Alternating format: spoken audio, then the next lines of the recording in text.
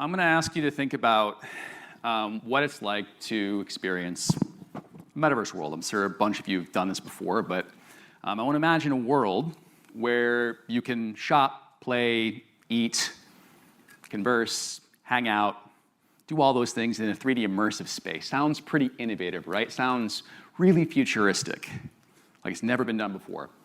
Some good examples would be, just hanging out in the middle of a bar, hanging with your friends, bartending, get some beer. This doesn't look like the stuff we're seeing right now on CryptoVoxels or Somnium Space, right? No, this is actually PlayStation Home from 2004. This came out 1 year after Second Life in 2003. We've been here before.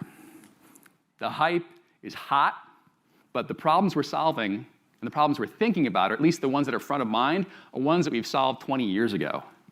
There are new problems that we really need to solve if we want to create the actual vision of this really immersive, free, and open metaverse. So PlayStation Home came out, it was announced in 2004, came out in 2007. Unfortunately, it was shut down a couple years later just because it wasn't making enough money. And that was really one of the challenges with building a metaverse as a corporate entity. PlayStation ran it. It was all about P&L. Guess which metaverse-like world still lives on today? Well, it was supposed to be a different slide, but Second Life. How many of you played Second Life? Like 15, 20, or 1,000 years ago? That thing still is around. You can actually go on and buy things for your apartment in Second Life today.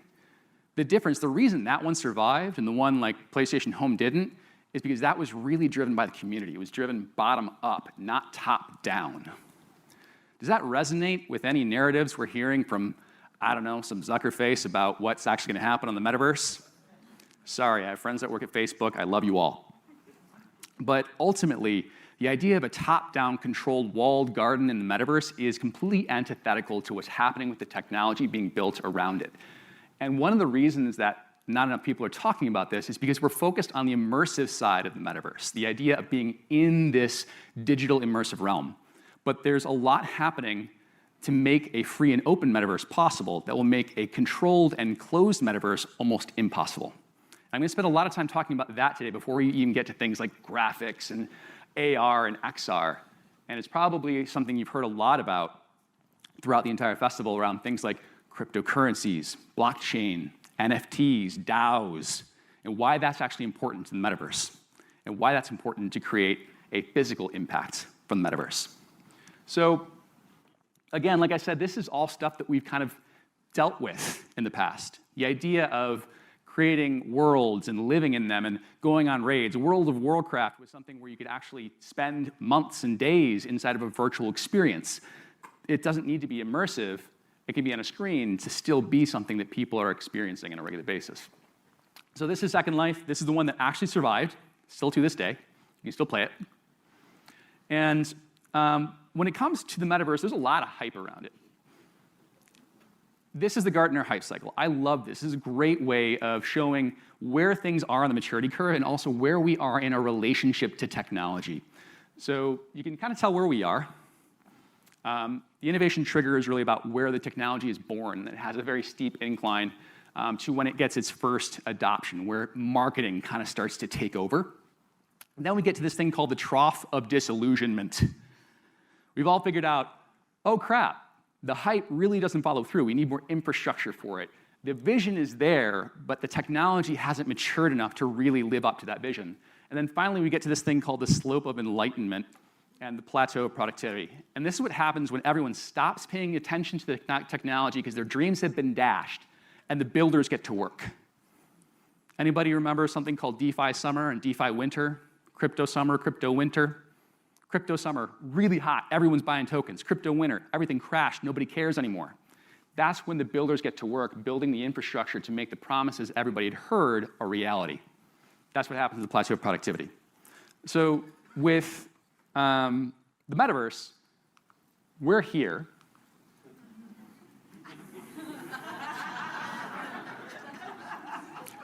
I don't think I really have to explain why. ultimately, we've made so many promises about what the metaverse can do, what it is, what it's going to be, that we can kind of create anything in a metaverse. In fact, this is SK Telecom's Metaverse roller coaster at Mobile World Congress this year. I've been in Mobile World Congress for 3 years. They've had that ride every single year, and this is the first time they've ever called it a metaverse. Everything is a metaverse now. Every digital experience, every immersive play, everything that's online is a metaverse. Guess what? It's not. I hate to break it to you. Because if it is, then everybody gets a metaverse. You get a metaverse, and you get a metaverse. We don't. That's not the way it works. But what this really betrays is our relationship with the technology, where we are in defining our role with it and our relationship with it. And Walt Mossberg had a really great quote several years ago about how language reveals our relationship with technology.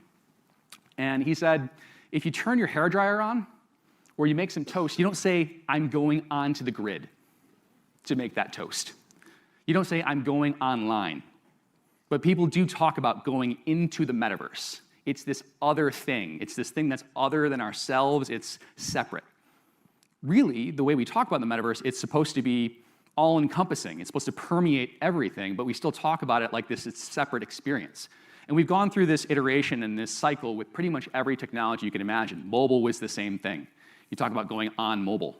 Also talk about predictions about mobile. We'll get to that in a minute, but we're doing the same thing with the metaverse right now.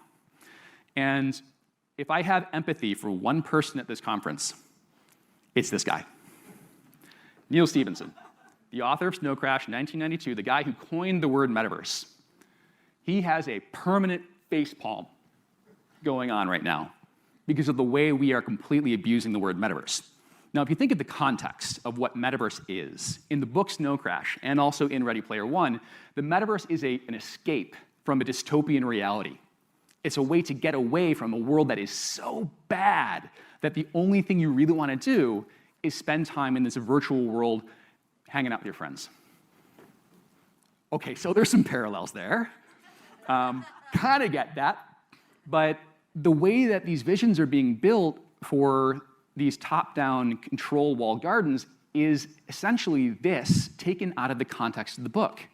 It's exactly the dystopian dream he talks about, divorced from the context of the reality. That's what we're getting from these controlled metaverses. That's why an open metaverse is so important. In fact, this quote from Tim Sweeney is very prescient right now. Tim Sweeney, the CEO of Epic, the metaverse is going to be far more pervasive and powerful than anything else. If one central company gains control of this, they will become the most powerful, more powerful than any government, and be a god on earth. Sounds like more than just graphics and VR. Like a lot more. So that's what I want to dive into. I want to spend some time talking about what this infrastructure looks like and why it's going to change everything from economics to our social models, our social contracts, and the technology that we use to interface online and in the physical world. But to do this, we have to realize we're actually kind of in a version of the metaverse now. If you define the metaverse as how much time you're spending in some sort of digital realm or online, or be able to be something that is spatially independent, how much time do you spend on Zoom, Slack, tools that mean that you don't actually have to be anchored to one place? That's kind of like the alpha state of the metaverse. So let's talk about how we get to the production-ready version of the metaverse. And there's 3 things that I'm going to talk about that will get us there. There's going to be some technological advancements, some social changes, and some massive economic changes. So if you've been to any of the crypto and DeFi panels, some of this will sound familiar to you, but I'm going to make the connection between that stuff and what the metaverse will look like in the several years. And my core arguments, by the time I'm done, if I can convince you of anything, it's going to be one, that Web3 is the foundation of coordination and transaction in the metaverse. Web3 is about coordination problems. Many problems, and most of the biggest problems in the world right now, are human coordination failures. And then emerging trends in crypto will have the potential to save and actually solve many of humanity's biggest problems. I'm a pragmatist, and I'm still saying this. 3, the metaverse will accelerate trends in the future of work, urban planning, design, and communal spaces. This will essentially change the way that we don't just experience digital and extended reality, but the actual spaces we design for ourselves to exist in will be modified by the fact that we're now designing for experiences on top of experiences. So, again, this guy wants to tell us, hold up, I made a prediction, it's kind of coming true. But overall, we suck at predictions. Humans are really bad at making predictions. We just don't think about things the right way. Let's take some examples. New York Times, 1939. The problem with the television is that people sit and keep their eyes glued to a screen. The average American family doesn't have time for it. Bang on. Next one, Bill Gates. Really good. I'm still pissed about this one. 2 years from now, spam will be solved. I'm waiting, boy. You're retired now. You've got all the time in the world to fix this. But there's a reason for this, and that's from Rashad Tabakawala. The future does not fit in the containers of the past. When we think about the way things are going to be, we extrapolate in a straight line from the experience that we have. We say, I've experienced this, I know this is happening, let's extrapolate straight line, first order thinking, I know it's going to happen. The problem is we're not thinking about all of the other stuff that's happening around that context to make whatever future is going to take place. So that's why I'm not going to talk about just the metaverse. I want to talk about the stuff that's happening kind of in the primordial ooze of the formation of this new universe. So I'm going to start with Web3, the foundation of the open metaverse. So with this, there's a 4Cs framework that I work with. I'm not going to reference it too much, but if you think about what Web3 is about, it's about 4 things: collaboration, coordination, cooperation, and competition. It's going to change the way that we do all of these things. And I promise I'll deliver on that statement. So let's take a look at the evolution of the different generations of the web, 1.0 to 3.0. So 1.0, what was the impact? It organized the world's information. It essentially unbundled information from the silos of organizations where it was super expensive to get access to it and made it available to the world. The next iteration, Web 2.0, organized the world's social networks. It organized the people. And Web 3.0 is organizing the world's assets, the internet of value. So what does this mean? The paradigm shift here is information is abundant. Now, with Web 2.0, data is abundant. The difference between that, information is I can go write a post on Wikipedia. Data is all the information you need to make an Uber possible. GPS, real-time data, logistics, supply chains, all of this accessible, usable. Application layer on top of data makes utility. Web 3.0, networks are fluid and abundant. This is a game changer because this is the scarcity model that most of our advertising is built on and every single social media platform is built on right now, that networks are scarce. So let's take a look at what the scarcity is. It used to be that dynamic data was scarce in Web 1.0. That was fixed in Web 2.0. Then it was networks are scarce. That was the value model for Web 2.0. Now, Web 3.0, it's loyalty. Loyalty will be scarce. And there'll be several reasons I'll go through why. So if you're building a company that's going to be ready for the Web 3.0 era, loyalty has to be the #1 thing you're thinking of. So to kind of encapsulate this, Chris Dixon has a great, really short post, Web 1, read, write, own. That's where the cryptocurrency angle comes from, the blockchain angle. Why we will actually be the owners of the next generation of the web. So what was web disrupted to? Well, Web 1.0 was disrupted to anything that can be duplicated. Any Napster babies here? Like 2? I'm not that old? Come on. Web 2.0, anything with dynamic data. So anything like the cabs, Uber, Amazon, very freaking disruptive. And Web 3.0, anything that requires permissions, credentials, or coordination. Think about single sign-on. Think about social sign-on. Think about the walled gardens, the transactions that happen. A lot of that is about the actual credentials you have, the trust that you have with another person based on what another entity says about you. All of that is becoming decentralized in Web 3. And that power is being taken away from organizations like Facebook, Google, Amazon, et cetera. So let's talk about the tension of Web 2 as well from a developer perspective and a consumer perspective. What's our relationship like with these companies? Well, it's very extractive. At the beginning, there's a lot that's done to attract activity to create growth, but over time that growth is throttled in order to be able to build an economic model around it. Facebook isn't a social media company. It's an economic engine. It is a piece of software that is designed to sell you things. You are the product, that is the business. It's the same thing with developers, creators, and businesses. Organic reach is throttled in Facebook. Same thing on all the other social networks. Once you build it, then they keep you in. So this is the tension of Web 2. It is a very extractive model. So the technologies of Web 2 are built around consolidation of power. It's about taking things and making it so I have more power with every new advance that there is.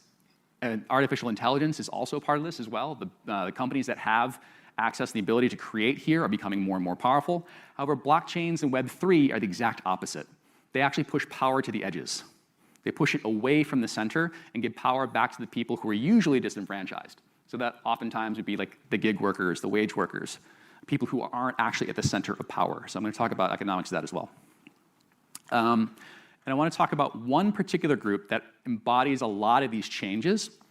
But I want to talk about something you've probably seen a bunch this week, and that's how overpriced JPEGs will save the world. It's ape time, baby. So crypto and NFTs have been overhyped, misunderstood, and ultimately underestimated at the same time. There's so much hot air. Again, remember that graph? Everyone's lost their damn minds. We're definitely here with NFTs. But the problem is we're looking at it the wrong way, kind of like we're looking at the metaverse the wrong way. NFTs are looked at as essentially speculative investment instruments. They're looked at art. Right-click save is something I hear a lot these days. But the NFTs are far more than art. But if you take a look at something like Bored Apes Yacht Club, and you just look at it as an expensive JPEG, you're missing 99% of the picture. And the biggest clues to the evolution of Web 3 and why it will change every single business you operate in. So let's talk about it.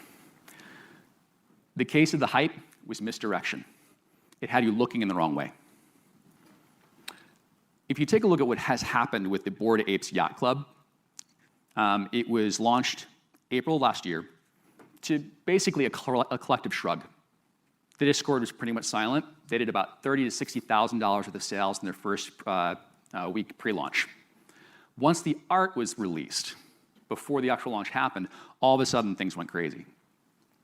Then people aped in, and all of a sudden you have celebrities buying in. They sold out within hours. The cultural phenomenon begins. Celebrities start buying them.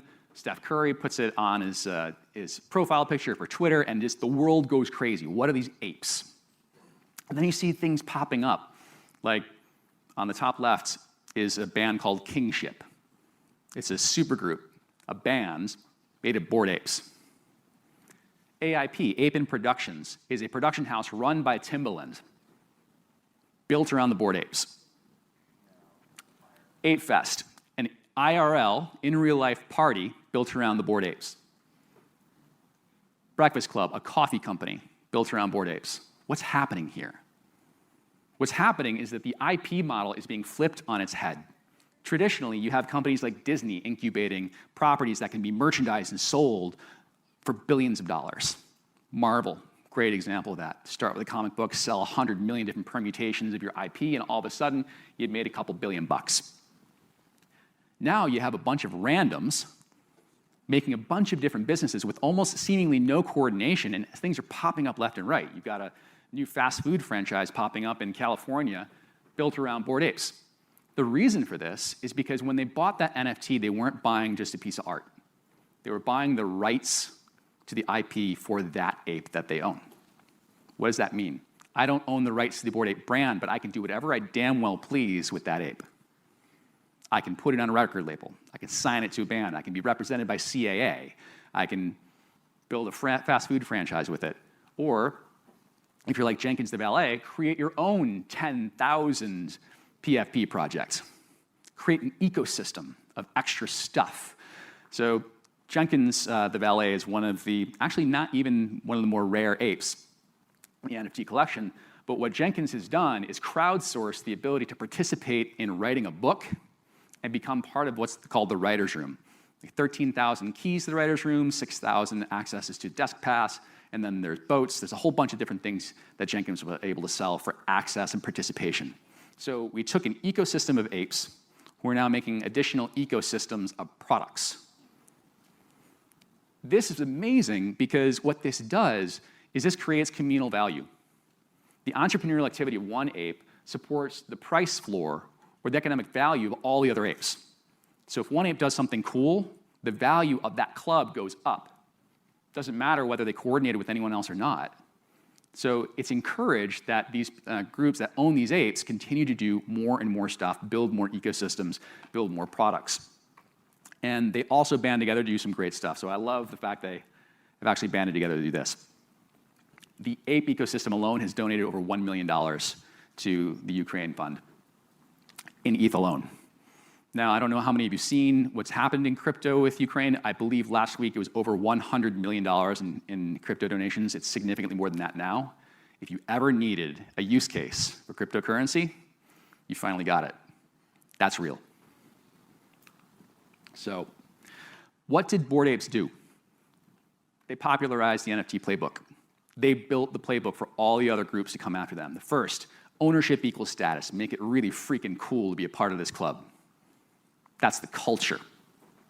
Let the community rally around the project and give it direction. When they brought these out, they didn't tell people what to do with their NFTs. They said, you get to decide. You own it. You're the ones that are going to kind of take this forward. Now, they gave some stimulus for it.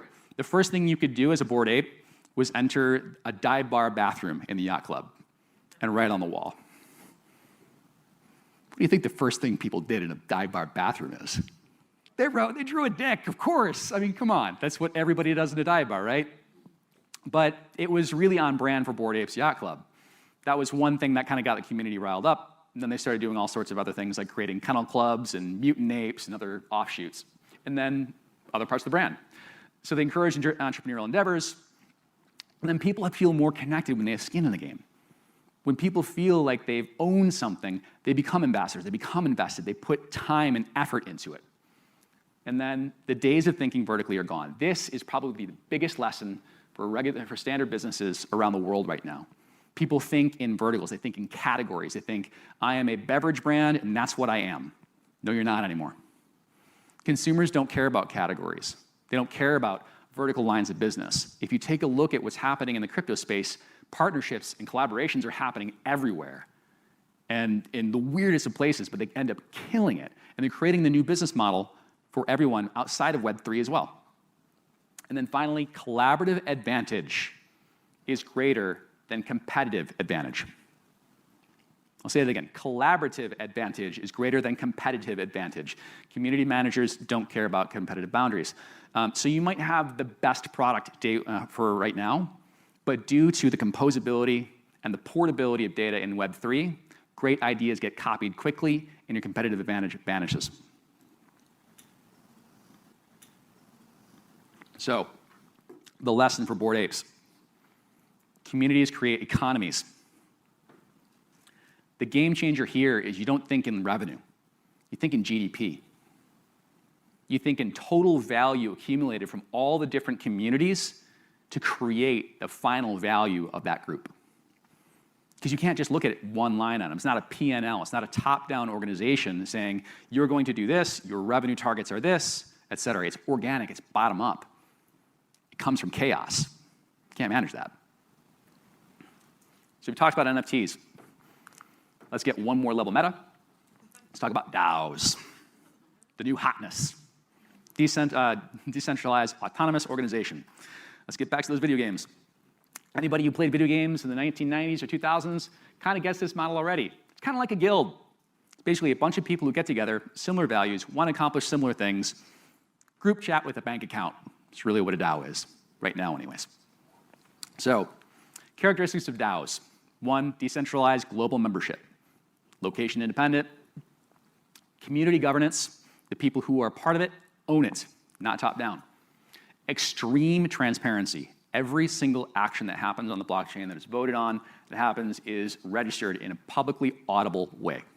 So I can see what's happening in a DAO, even my competitive DAOs, the DAOs that I'm competing with, the DAOs that I'm looking for members from. All of this is happening in a very auditable way on the blockchain. I can go take a look at a block explorer and see exactly how your governance is going. Open source. Good ideas spread rapidly. Remember how I talked about your competitive advantage no longer being a competitive advantage? That's because if your idea is good enough, I can take your code, I can fork it, and I can create my own version and build on top of it. That's part of the Web3 ethos. That's done on purpose. And finally, no traditional lock-in power. Remember how I talked about loyalty being the scarcest asset in Web3? Well, I can take my data and I can leave. I can take my ball and I can go home. I don't have to stick around. You don't own my data. I do. When I leave, my network leaves with me. When I leave, my data leaves with me. And I can go plug that in instantly into any other network I want to in Web3. So, cultural dynamics are really important in this new space. The cool thing is we're seeing these proliferate all over the place. DAOs are everywhere. There used to be an app for that. Now there's a DAO for that. FryDAO. A bunch of people who want to buy a bunch of fast food restaurants and operate them communally. Okay. Constitution DAO. You probably heard about this one. Group of people who tried to buy the Constitution. They raised a shit ton of money, ultimately failed, but it was an interesting experiment. They learned a lot of issues with governance there, but the tooling for DAOs is still pretty premature. Like I said, group chat, bank account, not exactly robust yet. Now let's talk about the next evolution of DAOs. DAOs that will change the world.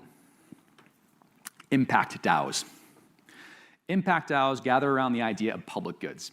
Public goods right now, for us, are mostly provided by the government and nonprofits. Two incredibly inefficient ways to get public goods. And impact DAOs are trying to build this into the ethos of Web3, that people build for the public goods. They're building things that are a net positive for society. And a few examples here are LexDAO. LexDAO is a group of lawyers who are engineers who happen to also be lawyers. And they're building code for contracts that basically make legal services that would be incredibly expensive available for free through smart contracts. That's good for society. BrightID. They're essentially making verification for humanity available on the blockchain. Now that does a couple of things. One, it allows you to prove you are who you say you are on a global scale and allow things like democratic societies to flourish regardless of where they are, but also prove you're not a bot. Now if you're using BrightID or any of the other proof of humanity, et cetera, you can actually have an internet space that is free of bots, theoretically. Imagine that. What does that do to disinformation campaigns? What does that do to undue influence? What does that do to traffic spam? That changes the game on the internet immediately. That's something that is being built in from the bottom up in the Web3 space. Gitcoin, open source funding for blockchain projects. This is essentially helping build the infrastructure of the web. And my favorite of all time, Giveth. Giveth is going to make nonprofit sexy and really, really lucrative. Giveth is an open source funding platform for net positive projects and nonprofit projects that turns donors into stakeholders. Using decentralized finance, they basically are able to turn your donation, first of all, to give 100% of the donation to the actual project. None of it's taken. Then, through decentralized finance, you get some tokens back, which then become an investment, which can actually grow over time. You catch some of the upside. It's just like investing in a stock. Then, they can eventually turn this into a DAO. And what that means is by governing this project through traditional DAO concepts and terms, you can actually turn whatever is produced in this DAO into a replicable fashion. So you can scale this execution globally. So let's say you're providing food and clothes to the homeless, but you're doing something really, really effectively on the ground. You're doing something that other people are not doing. You can replicate everything you've done from a software perspective and fork that. And all of a sudden, if you were the one that did that, you get paid for that. Now, what this does is this pushes the responsibility and the payment to the people who are actually doing the work, not the people at the top of the nonprofit organizations. Nonprofit organizations do great stuff, but you also see a lot of CEOs who are making a ton of money and rolling around in Rolls Royces and Benzes. That's a lot of extra slack that can go into the cause. And Elinor Ostrom, who is a Nobel Prize-winning economist, said there's no reason to believe that bureaucrats or politicians, no matter how well-meaning, are better at solving problems than the people on the spot who have the strongest incentive to get the solution right. What Giveth does is it puts the power and the financial incentive right in the hands of the people who are on the front lines, not the administration, not the CEO. Next, let's talk about DeSo. The next hotness, decentralized social. So you've heard about NFTs, you've heard about DAOs. The next thing you're going to hear about is VCs and DIDs, or DIDs. Verifiable credentials, basically an off-chain NFT. This is what another entity says about you. This is your birth certificate. This is your driver's license. This is your course completion. This is your happy birthday card. It's the things that tell other people you are who you are, you've done what you've done, you know what you know, verifiably. And it's something that you can disclose at any level of granularity. So if I need to disclose that I am of the age of 21 to get into a bar, I'm not telling you my birth date. I just have a verifiable credential that says I'm over 21. That's all you need to know. The next is decentralized IDs.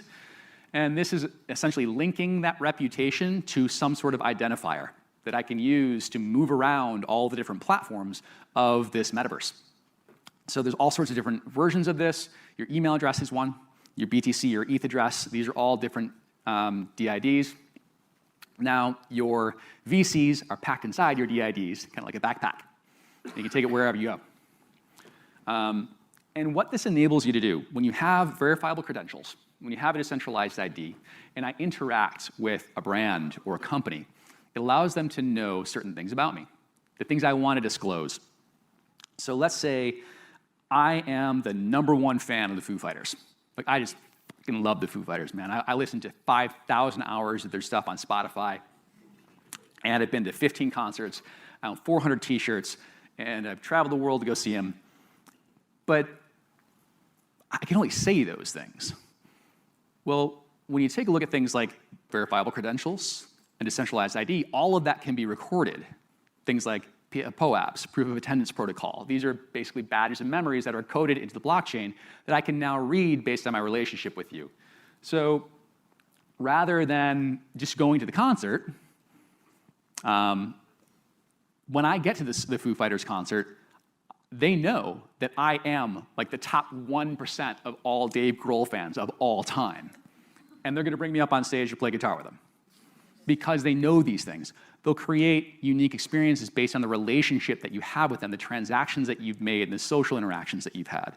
These are things that have been kind of like a pipe dream for Web 2.0 for years, but Web 3.0 bakes this into the foundational architecture of how it operates.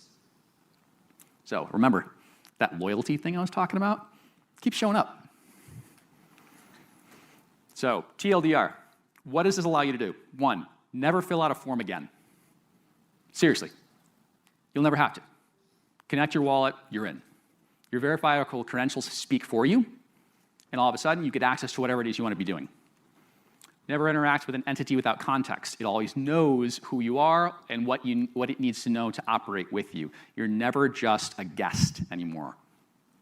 Never disclose more information that is necessary for the task, kind of like that bar analogy I gave a minute ago. You don't have to give more than you need to. And finally, never have a generic brand experience. Don't just show up to the concert and stay in the crowd, even though you know you blood and sweat for that band, regardless whether they know you or not. So, NFTs are no longer overpriced JPEGs, are they? In fact, NFTs are the atomic unit of the metaverse. That's why we took this really nice, long, scenic route to get to the metaverse, because this is so important. To be able to get to it, to create an open and free metaverse, and not just have one that's strap up on an Oculus and go to Horizons. So, we've talked about the infrastructure, we've talked about the technology behind it. Now let's talk about architecting that metaverse. Let's talk about the technologies that will create some of that immersive nature of the metaverse. So, the tangible impacts, I talked about in the opening that this is about the physical impact of the metaverse. Well, a lot of this is the build-up to that. But when it comes to tangible impacts, there's essentially 4 categories. 1 is personal expression. How do I relate to the world? How does the world relate to me? And how do I do that in the metaverse? How do we relate to communal space? Experiential design, and then Unbound Robotics. And I think the Unbound Robotics were the slides I was watching that were deleted earlier, so I'm going to have to talk through those. But personal expression, avatars. Avatars are something we've had for forever. If you, again, video games. You've been doing this for a long time, people. We're not solving any new problems. We're basically taking things that were old, we're making them new again, we're shoving them in a new context. But what this opens up is there's all new opportunities for expression personally in how you operate in this space. Whether that is a direct replica of yourself, or a stylized version, or a fantasy version, there's all sorts of opportunities to create a different variation of you. And people have all sorts of different avatars for the metaverse. No surprise. I don't think I'm revealing anything shocking. But one of the cool things that's likely to happen from this is the explosion of the digital fashion industry. And with digital fashion, you essentially are unbound of the restrictions of physics. You do whatever you want. And you can create with different fabrics in different ways, different styles. You're not bound to mass manufacturing. There's all sorts of different cool things you can do. Some of it is completely exclusive to the digital realm. Some is stuff that's actually feasible to produce. And what's going to happen with digital fashion, and what is already happening, is a field called digital-first fashion. And it started from this kind of foray into the metaverse. Digital-first fashion is stuff that is designed to be worn, executed, or embraced in digital platforms first, and then replicated in the real world. So if you scale that, you have a whole bunch of one-offs. You have a whole bunch of NFTs, one-of-ones, opportunities to really customize your character in the metaverse, but also start to live that character in the real world. It's kind of like going to Comic-Con times 10,000. It's going to get weird, but it's going to get fun. But there's a market for this, and it's really growing quickly. So people are buying and spending thousands of dollars on artifact shoes that look like the Tesla truck, and they're going to be doing the same thing and having it fabricated and buy the physical item that comes with it. 30 years in the future, human augmentation. When you spend so much time in a world where you have the complete ability to modify every single part of your being, your expression, your look, your physical environment, the relationships, the environment around you, you now become a master of all things physical in that digital universe. That has impact. The interfaces that we interact with shape the way that we operate. You do that over time, it shapes the way we think about ourselves. It shapes the way we interact with other people. I mean, even Facebook and Instagram know that what happens on those platforms influence things like perspectives, opinions, depression. If you think people aren't going to spend time in this metaverse world creating fantastic and fantasy, and not modify the way they live in the real world because of what is so much fun elsewhere, you're missing something. So things like human augmentation aren't really all that far out of the league. You've already got Neuralink being developed and human trials starting. What's to say we're not that far from contacts that also have embedded augmented reality? Isn't that kind of being a bionic human being? People are chipping themselves already. When you start to put people in an immersive world where their own physical capabilities are far beyond anything they could possibly imagine, in the real world, they start to recreate in that realm. Communal space and augmented reality. So augmented reality, we've all worked with it quite a bit, but one of the things that's going to be interesting for communal spaces is the way we design communal spaces. When people are wearing heads-up displays on a regular basis, we have called egocentric vision for machines. First of all, machines start to understand space a little bit differently. Your experiences become far more robust. And all of a sudden, if I'm wearing these all the time, when you're building something new, a new space, you have a new context to think about. How are people who are experiencing my space through augmented reality going to experience it? And how should that shape the design of this space? Right now, you have restaurants that are literally designing themselves to be Instagrammable. That is their awareness model.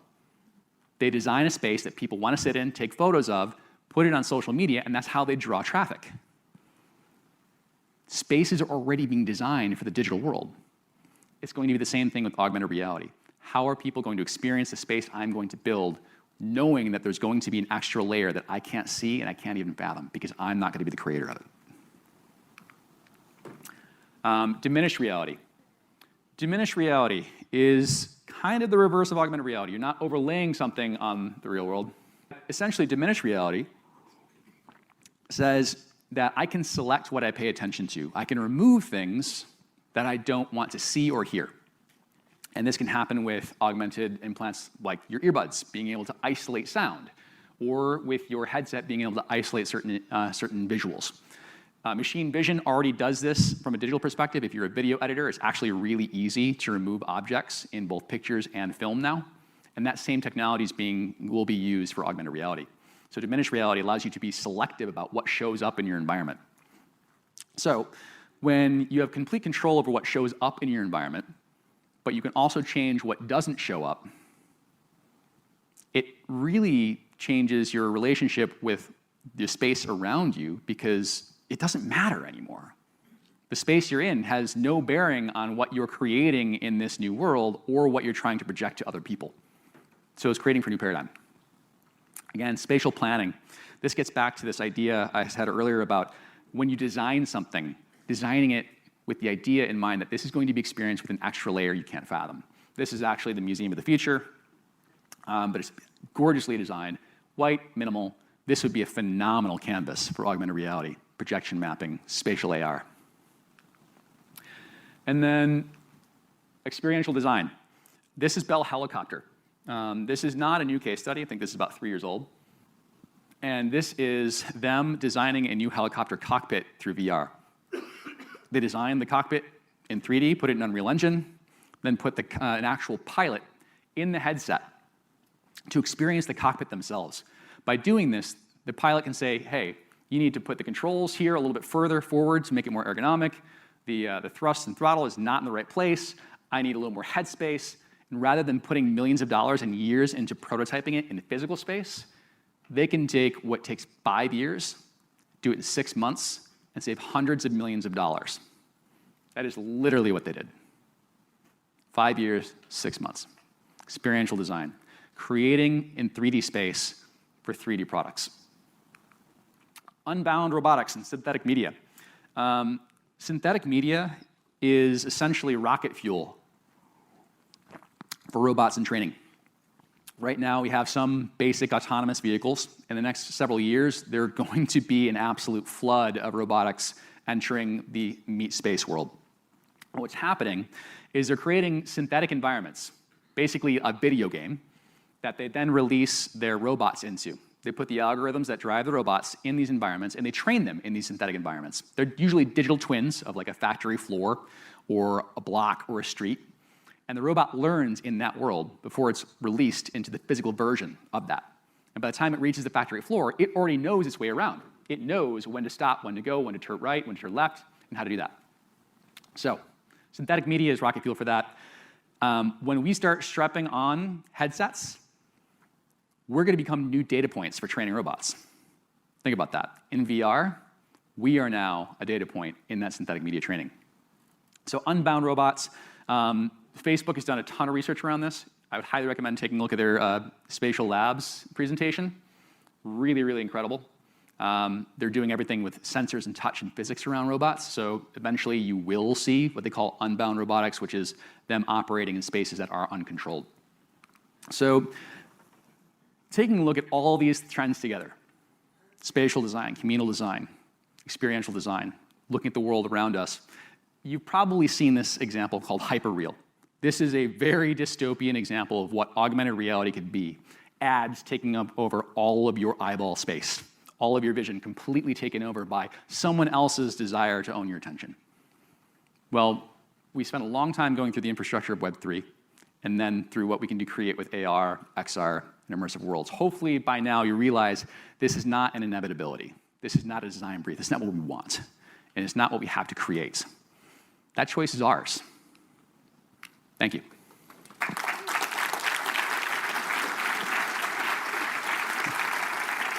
Do we have time for questions? Or 4 minutes?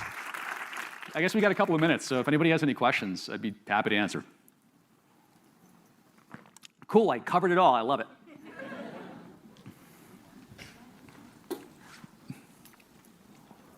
Yeah, question over here. Thank you very much. It was a great talk. Thank you. I wanted to ask about the example that you gave of the Foo Fighters concert. Yeah. And you say you're the #1 fan. And quite a lot of the topics you were talking about trust, was saying we don't need trust anymore. Yes. And I was wondering if you think that the implication of that is that we will never have trust anymore, like a big version of like Pixar, it didn't happen for everything, because if you can't prove it, there's no way to show it anymore. You can't just trust another human being, and that goes away. That's a great question. So the question was about the trustless nature of relationships going to the extreme and essentially making it so that it's kind of like Pixar, it didn't happen, blockchain, or it didn't happen. There is a possibility for that. In a very dystopian extension of that line of reasoning, there is a way that we could get to, like, if it's not on the blockchain, it didn't happen. I don't think that's going to be the reality, because I think what's going to happen is there's going to be an evolution of hundreds and hundreds and hundreds of blockchains that interact, but also things that happen off-chain that can be recorded and can also be documented in a way that doesn't have to be verifiable. There's private personal information that I never want to share on the blockchain that shouldn't be on the blockchain and shouldn't be disclosed, but I can have it recorded in certain ways that force certain parties to be able to access that. But ultimately, that's a great question. That's a very strong philosophical argument that the community has to have. But I am very certain that that is going to be addressed, because this is a community that's asking the hard questions and having the debates. But I think it was great. Thank you. Question? This is a lot. It was like a fire hose of information. I'm sure it was quite, thanks for making it concise, as concise as it could be. Thank you. You know, when I think about the future, I think about, we were talking about NFTs and contracts. I've been trying to explain that to friends, family, clients, all this other stuff. But then I started thinking about, like, what's the future of patents? Because one of the things I started thinking about was, like, IEEE is really great for standardizing stuff, but in a time of human evolution, technology is ramping up like this, and it's really hard to keep pace. So I think about the government organizations that slow us down. So I'm very curious, like, what is your thinking, or what are you seeing in the patent space? Yeah, that's a train wreck waiting to happen. The best analogy I can give is China has a perspective on intellectual property that's very different than the US. And the US perspective on China is they steal all our shit and they copy it. It's not really true. Yes, there's stuff that happens, but there's a lot more depth to that argument than what happens. But I see that relationship between what happens with their perspective on IP versus US IP and Web3 and IP in general. Because in Web3, IP is designed to be copied. It is designed to be replicable. So when I build code, it's open source by nature. So within the community, I don't see IP being an issue, because it's designed like literally in the foundation of the way the Web3 is built. But where I see the collision happening is when you go outside of Web3 to legacy organizations like the Government Patent Office or even international and global patent, because most of these teams are global. Where do you register the patent? Where is it valid? Where is it not? So there's a lot of things to think through there, and I do think there's going to be an enormous amount of friction in that. And I think Web3 is going to absolutely just run roughshod right over that. Thank you. When we look across the globe, we see a distribution of wealth and resources that's taken hundreds of years to land where we are today. So when you look at the resources that have become available in Web3, do you think that the next 10 years will look more like the distribution that we see in the physical world today, pre-Web3, or is it going to be more of a redistribution? I certainly hope it's the latter. I would love to say, based on the philosophy of a lot of people leading Web3 and a lot of the protocols that are being built, that it would. Unfortunately, there's a lot of behavior around things like the NFT and the speculative space that could also say otherwise. That said, when new markets are built, typically it's the finance that drives the market initially. Money is what attracts development and talent. It's what builds markets. It's what builds the foundation of whatever technology is going to be there.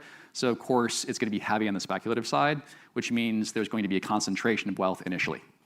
Then more talent, more builders come in, and it allows space for people who have different ideals and different philosophies around it than just enriching themselves to build on top of that.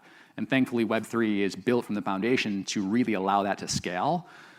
So I am hopeful that there will be a very different distribution. I mean, blockchains, by their very nature, push value to the edges to those who typically would be disenfranchised. Especially, like, there's an enormous amount of value to developing worlds, and we're already seeing some examples. So I see signs of that hope, but I'm cautious and guarded about it, because if we sleep on that, we could still lose it. Thank you. Hi. Hello. Hi. Hey. So I had a question, and this kind of revolves around social change and social movements. So there was a part of your presentation where you said that you could take out the reality that you don't want, put in the reality that you do want. How do you think that might influence like social bubbles? Because a lot of the social movements that we're seeing right now is because people are seeing things that they weren't aware of before. Yeah. And that sort of, transition between knowing and not knowing. So how do you think that that might be impacted? Oh man, that's a good one. Yeah. So the questions about like the echo chambers that we're already experiencing from social media, and that is not just because of bots and disinformation campaigns, it's because we self-select into certain algorithms.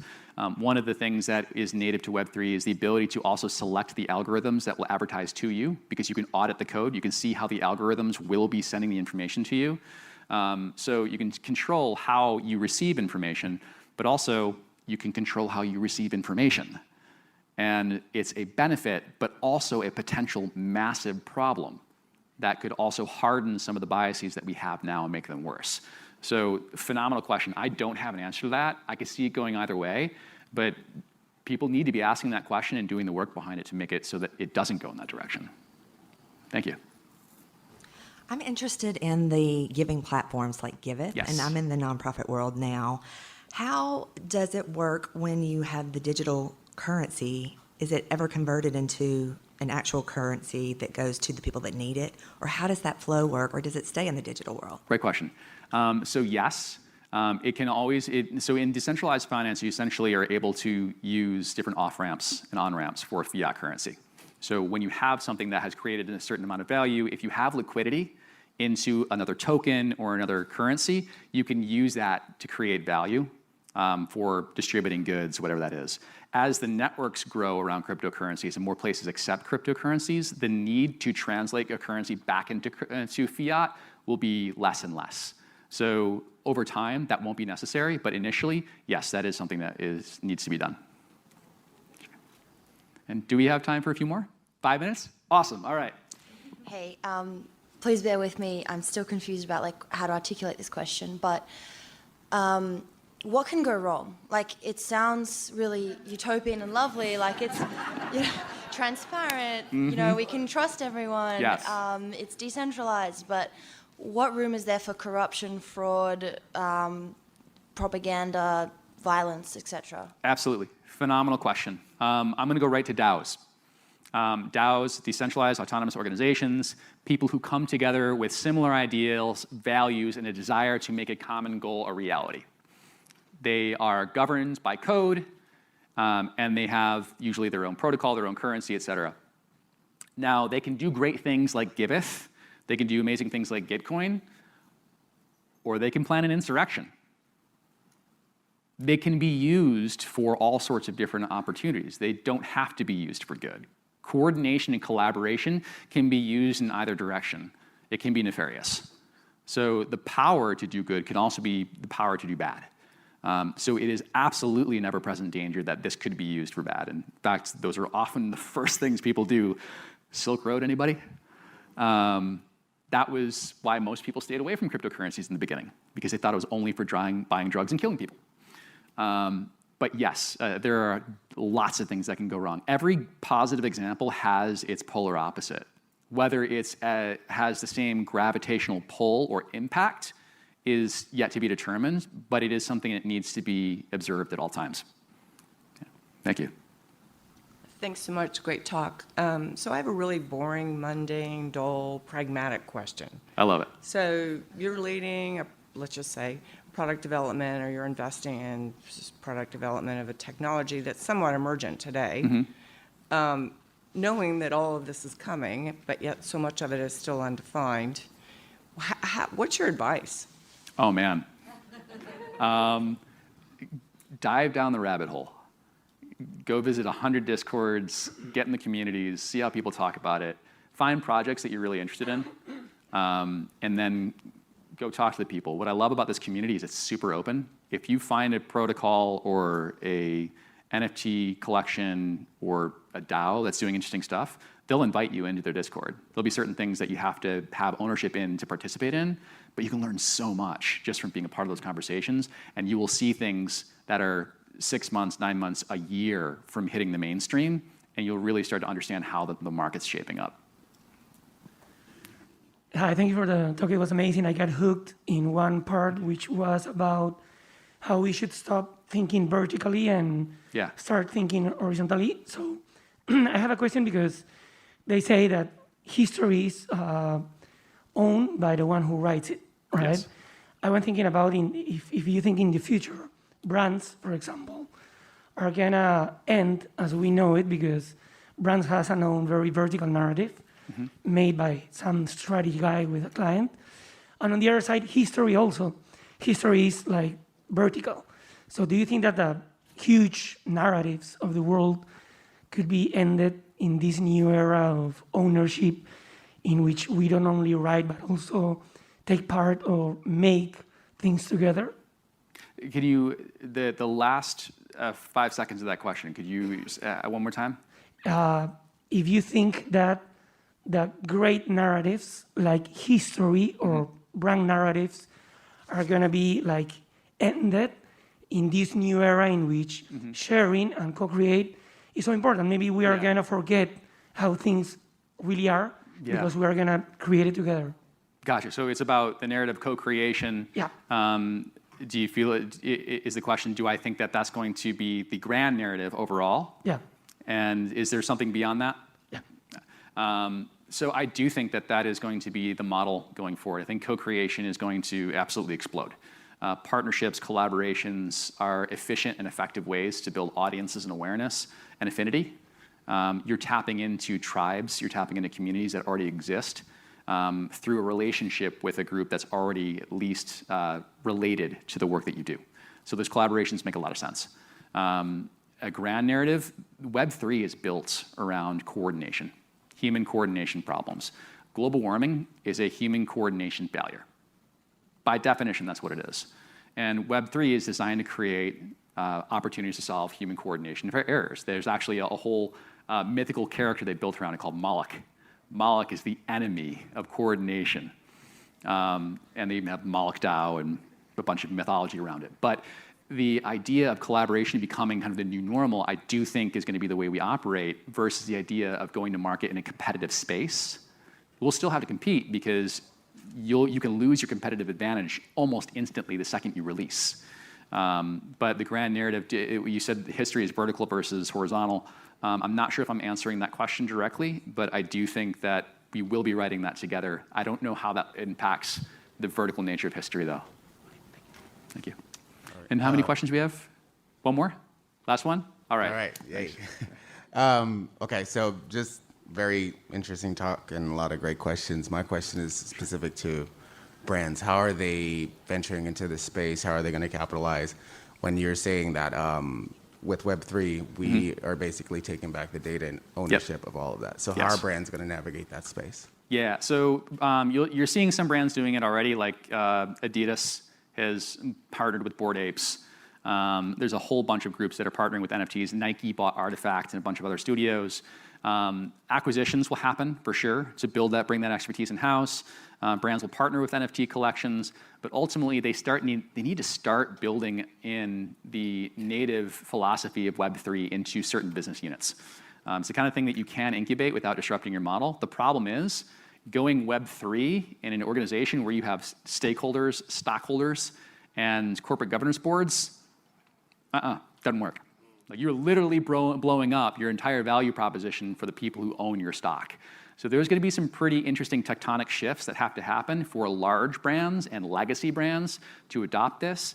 But I see this happening more in things like loyalty programs, building that kind of stuff out on Web3 and like testing the nature of that and then launching new product lines in Web3, gradually moving in that direction. I don't think Web3 has to destroy legacy business as we know it. It will destroy several of them, but it won't destroy business as we know it.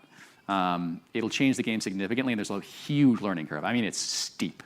for legacy business. But I would say partnership collaborations, first entry in. I mean, NFT collections love partnering with brands. IP is like super fluid. Awareness through acquisitions, those are kind of the easiest entry points. And then as more infrastructure is built up around decentralized social, then you'll have opportunities to create events and experiences in decentralized social platforms that are more branded. That is the next generation that's going to be like a year to 2 years out that I think brands will be able to embrace more wholeheartedly than the financial side of like decentralized finance and the blockchain. Got it. So Thank far. you. Thank you. Awesome questions. Thank you so much for being a part of this today. Really good to have you here.